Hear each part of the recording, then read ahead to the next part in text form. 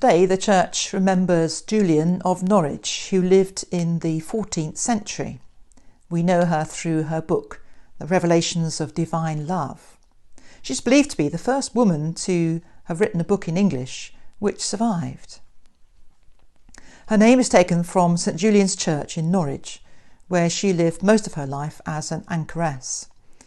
People would come to her and seek advice from her in her cell. At that time, in the country, there was plague, there was poverty, there was a famine.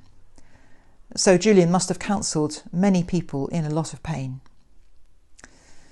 Her Revelations of Divine Love is based on a series of 16 visions which she received on this day in 1373. She was very ill and was expected to die. And suddenly she saw a vision of Christ, and she received insight into his suffering and his love for us. Julian's message is of hope and trust in a compassionate God. In this all-gracious God, she said, there is no wrath. The wrath, which means all that is contrary to love and peace, is in us and not in God, she said.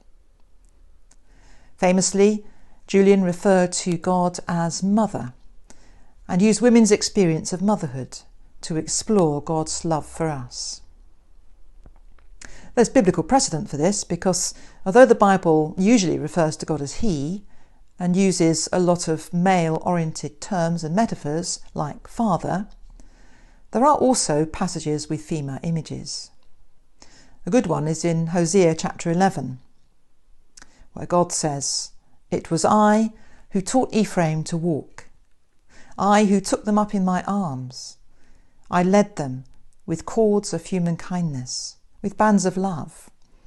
I was to them like those who lift infants to their cheeks. I bent down to them and fed them." Cords of kindness, like a child, a toddler on leading reins, being kept safe and supported while it toddles on its own 2 feet. In Isaiah, God says, "As a mother comforts her child, so will I comfort you." And Deuteronomy even describes God as a mother bird, like the eagle that stirs up the nest and hovers over its young. God spreads wings to catch you and carries you on pinions. The most famous quotation from Julian's writing is one you probably recognise. It's very simple, and yet it provides food for reflection that can last a lifetime. You would know our Lord's meaning. Love was his meaning. Who showed it you? Love. What did he show you? Love. Why did he show you? Love. Why did he show it? For love.